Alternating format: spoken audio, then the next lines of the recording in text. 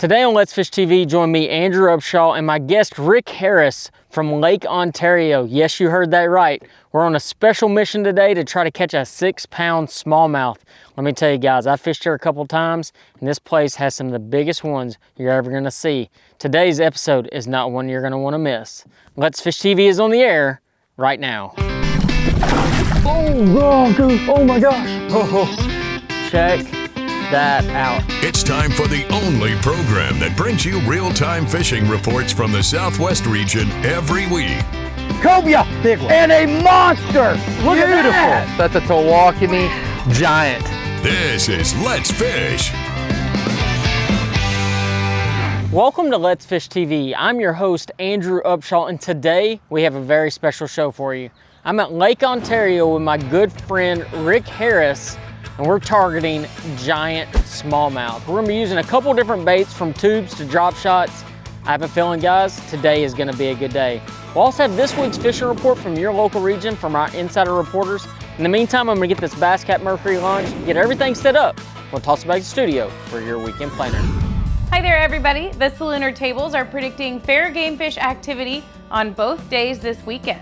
Peak game fish activity begins midday around 8:31 Saturday and 9:34 Sunday morning. Prime nighttime activity will begin around 9:09 on Saturday and 10:10 on Sunday. Depending on your location, expect the sun to rise around 7 o'clock and set around 8:01. Evenings will feature a moon that is 73% visible. Stay right here to check out all of the current fishing reports from throughout the area. And I'll return with professional bass angler Bill McDonald on this week's Ask a Pro feature.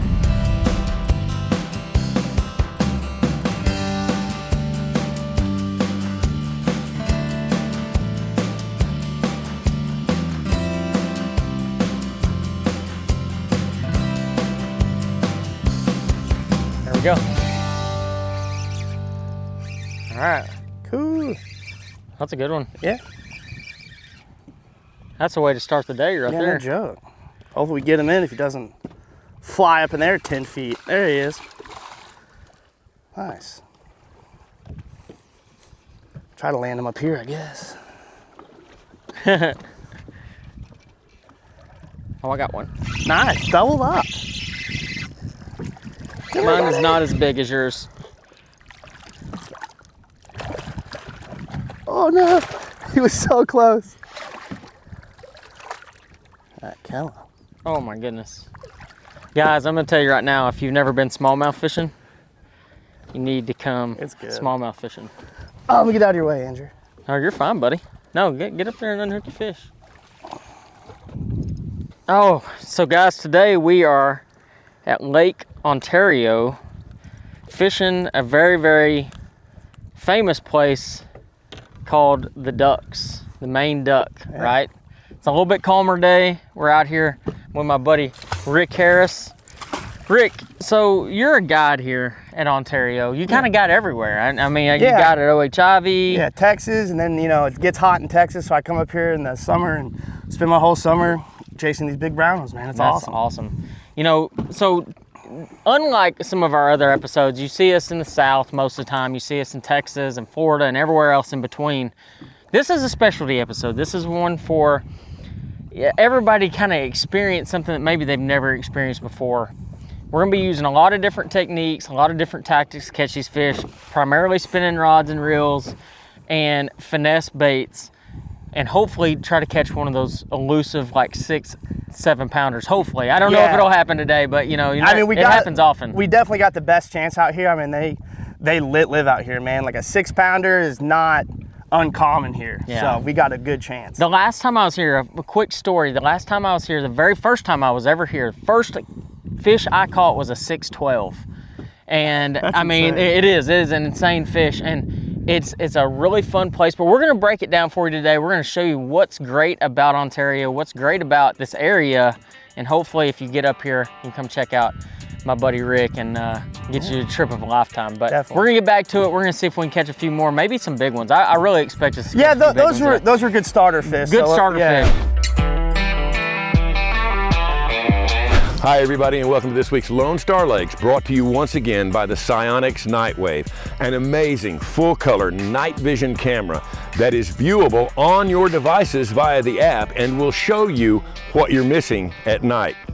Now we're going to start at Lake Palestine, and we're going to go bass fishing, so we're going to start very early in the morning. I want to be main lake points, very near boat docks, and there's a reason for that. Early, I can get a topwater bite going with a buzz bait or a yellow magic, something along those lines. I can throw it on the point, I can throw it between the docks, and I'll probably get some good topwater bites.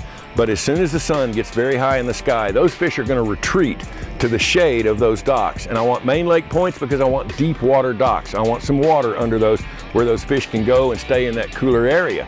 So I'm going to have to attack that a little differently. We're going to use a 1/4 ounce jig head with a punch shad on it, or something like a Texas rig wacky crawl that I can throw up under those docks, get way back there to those shaded areas where those fish are hiding for those Palestine bass.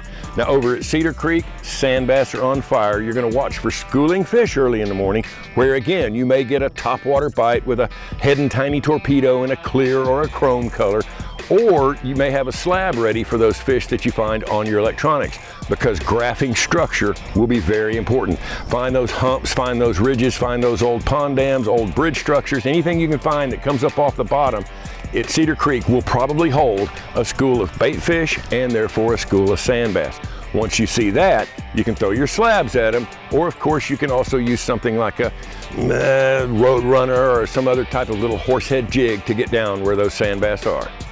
That's this week's Lone Star Lakes. Check us out on Facebook, Lone Star Lakes.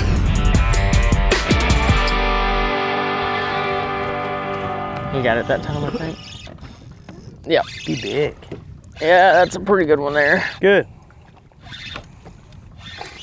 Oh yeah. Yeah, that's a good one. Go little Andrew. Oh man. See more? No, I saw it. Yeah, there's like 3 or 4 over there. So I missed him the first cast, or when I initially set the hook, and he just dropped it. Now I don't know how they can do that with an open tube hook, but that's just how it goes. Well, you've seen them on beds, how fast they suck it in and spit it out. It's so much fun. I mean, I'm only throwing 6-pound Strike King Contra fluorocarbon on 10-pound Contra braid. The water today is kind of unusually clear for here. So having that really light line, I think, is kind of a key. But truth be told, if you're coming up here to visit and you're just trying to catch bass, like 8-10 pound test is really all you need. You don't have to go as low as 6. 6 just seems to work better whenever it's really, really calm. Let's see here. Just choke that tube.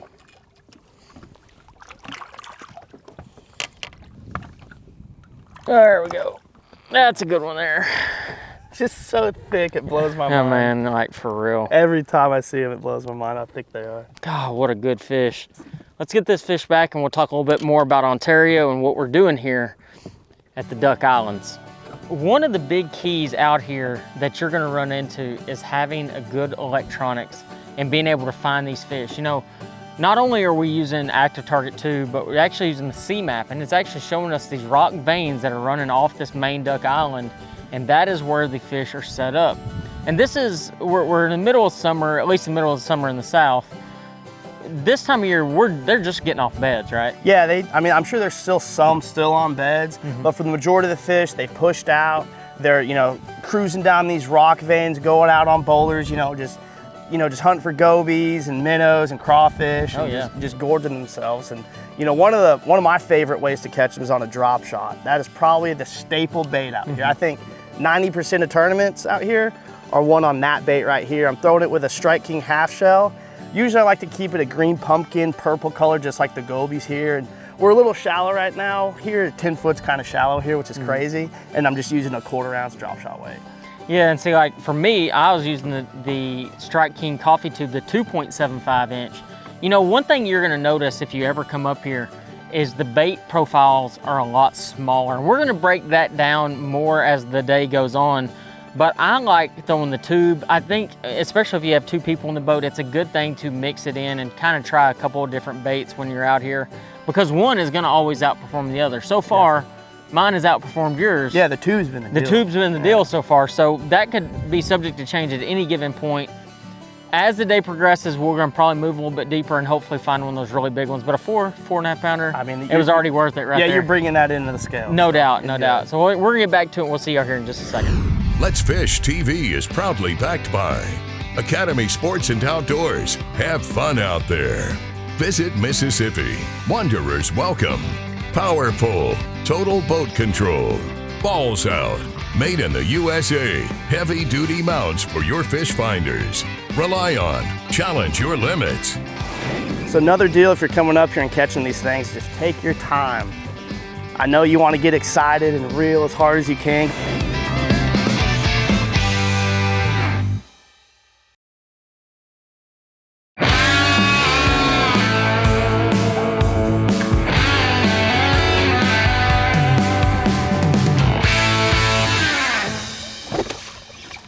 Got him? Good one too. Oh, there you go. Yeah. So another deal if you're coming up here and catching these things, just take your time. I know you want to get excited and reel as hard as you can because they're pulling so hard, but just take your time. It's a real good one. That is a good one. And that never gets old. That clear water.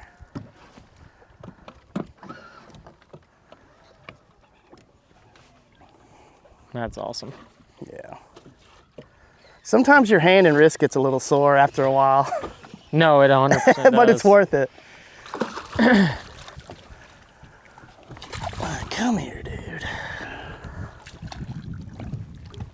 And it's weird, you grab them by the belly like that and they just give up. I say that. As he starts, Yeah, as he starts kicking my butt. no doubt. Man, that's a good one. It is. Did you catch that one on the drop shot? Drop shot, Half striking shell. half shell. And I think that color is really important, that green pumpkin purple, because we talked about it earlier.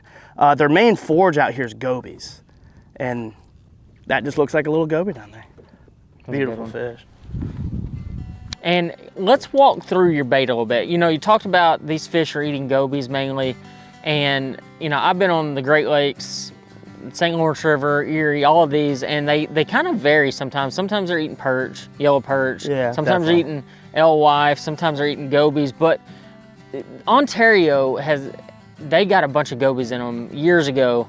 And that is part of the reason the fish have gotten so big here. But let's talk about the drop shot. You know, the drop shot is the mainstay here. You know, I'm catching some on tube, you're catching them on drop shot.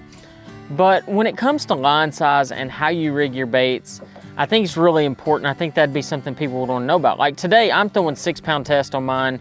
I'm throwing 10-pound braid to 6-pound contra fluorocarbon, and I'm just nose hooking my drop shot. This is just a Strike King Dream Shot Green Pumpkin Purple, or a Strike King half shell. It's a little bit smaller version. And I'm just nose hooking mine, but your rigging yours a little bit different. Yeah, so I got a little bit bigger line. You know, my braid's 12 and my leader's actually 12, a little thicker. And you know, with that little nose hook, I've bent some out on this line. So I just go to a little straight shank hook, little 1/0. It's a little bit bigger hook. And you know, you noticed on that fish I caught, the drag really didn't go. I could kind of power it in. And if you can get away with that, that's what I like to do. Yeah, and it's kind of depends on how you want to fish and how you want to approach it. You know, me, I'm trying to get as many bites as I can in a day, and I feel like that lighter line will help you get a few of those extra bites that maybe bigger line won't. So if you come up here, you can kind of do either or. It doesn't matter. I mean, I've caught fish on as big a line as 15-pound test up here. I mean, if you really want to get down to it. Yeah. I mean, you can go to bigger line, but just know the bigger the line you go to, a lot of times the less bites you're gonna get. Hey friends, Captain Kevin Broussard here at Cajun Paradise Charters. Tell you what, coming to you this week, we're going to talk on our Let's Fish Outdoor Report. We're going to stay right here on the Lake Calcasieu area for the first part of it. Tell you what, we're in a drought just like everybody else. It's super hot, close to 100 degrees every day. We are doing good some days on trout and redfish both. But I'll tell you what, it's best to fish early and late because if the wind don't blow, it's really too hot and it's hard to get out there and do it. Trout, a lot of them are being caught deeper water on your ledges and your shelves. 1/8 and 1/4 ounce jig heads. We're throwing mainly down south lures, soft plastics. And on the freshwater side of things, I tell you what, actually, Calcasieu River, the north end of this estuary, people are going bass fishing and catching some redfish. They're throwing live shrimp, small spinner baits, things like that. I tell you what, you run down the intercoastal, Black Bayou area, almost to the Sabine River, same report there. Lots of black bass getting caught, but lots of redfish. Seems to be early and late's the key there, try to beat the heat, but live shrimp, little small spinner baits, catching both redfish and bass. Main thing, get out on the water, be safe. Tell you what, watch the heat. For Old Cajun Phil, I'm Captain Kevin Broussard here at Cajun Paradise saying, let's fish. We're gonna see you next week. Let's Fish TV is proudly backed by Lake Hartwell Country. Catch the feeling. Lose, feel the difference. Mamba Boats, ride with pride. Strike King, tie one on. Fishing Specialties, makers of the premier mount assembly for live sonar. It's a calm day. We need to go to the You need ducks. to send anytime it's calm out here, just send it to one of these islands and you'll catch it.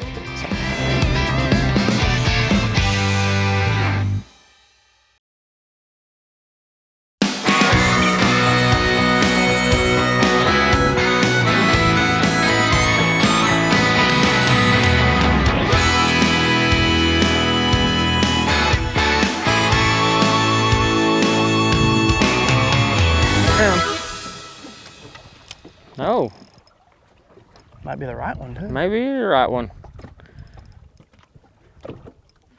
They like that little tube. I thought it was a goby. 'Cause those gobies will just sit there and peck on it and stuff. And That's a big goby. yeah, it's a really big goby. No wonder these fish are getting big here.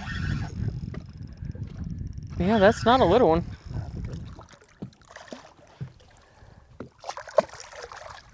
There we go. Jeez, look at that one. Man, oh man, what a nice bass. God, we've caught a bunch of really good ones today.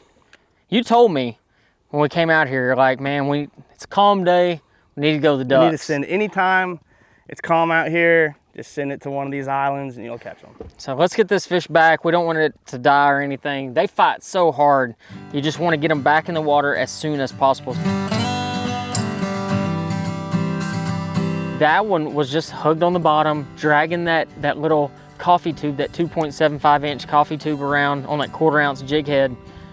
But you know, the deal is when it comes to fishing in Ontario or in this area, the St. Lawrence River, you can't just fish here all the time, can you? No, they have regulations, which is good. It protects these smallmouth, you know, because there's so many of them. They're so easy to catch that time of year. But if you want to come out here, want to fish the Canadian side, you need to come out. The first Saturday in July is called opener. That's when it's open. But the U.S. side, year round, whenever you want. So you know you can come. Well, year round. Let's take that back a little bit. When it gets super cold, yeah, ice and all that. I mean, that's not when you're going to catch me up here on Ontario.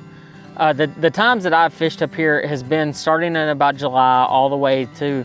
I know they catch them here through September. Yeah. Pretty good. So Yeah, if the you fall's wanted really a good. good trip and have a lot of fun up here, that is a really good time frame to come up here. So if you really want an awesome time to come up here, Yeah, and a true giant. Yeah. that early July is your place. And when you do come up here, give yourself a few days.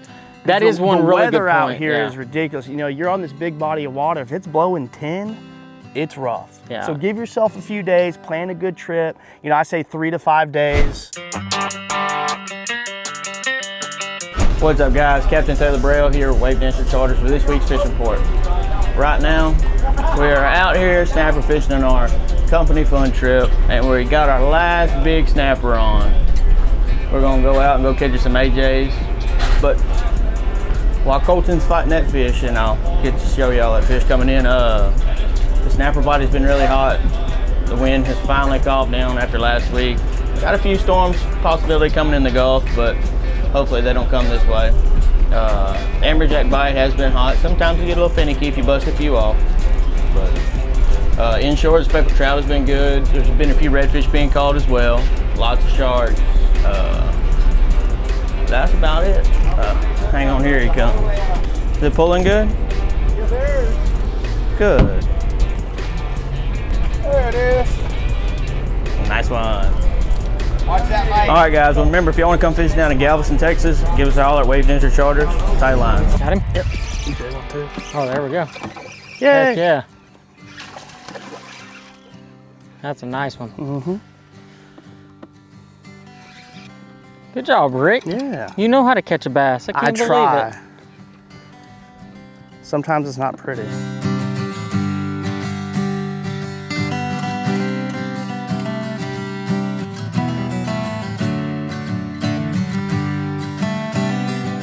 There we go. That's a great one. How much does that one weigh? 4 something? They're probably 4, just how fat he is. It's crazy. Awesome. Well, let's get this fish back and we'll talk a little bit more about Ontario. You can come down here, use your side scan a lot, find boulders, find rock, whether it's isolated rock or veins, and just go fishing. Just go throw a drop shot around, a tube, and you'll figure it out. And of course, your active target, your forward-facing sonar is big right now. But guys, I know it's really calm right now. There's no wind. This is really an abnormal day that what you'd find here on Ontario or any Great Lakes for that matter. But we need to head in. You know, we've got some really serious wind coming this afternoon. We're talking 6-7 footers, and I don't really want to get stuck out here. So we're gonna roll in and we'll talk a little bit about how to catch them here in Ontario and what baits you need if you ever come up here. Watch our latest episode or catch up on past episodes on our website at letsfishtv.com. Be sure to hit the subscribe button on our YouTube channel, like us on Facebook, and follow us on Twitter for new fishing videos every day. And download the free Waypoint TV app to get all the latest episodes every week on your phone, tablet, computer, or smart TV.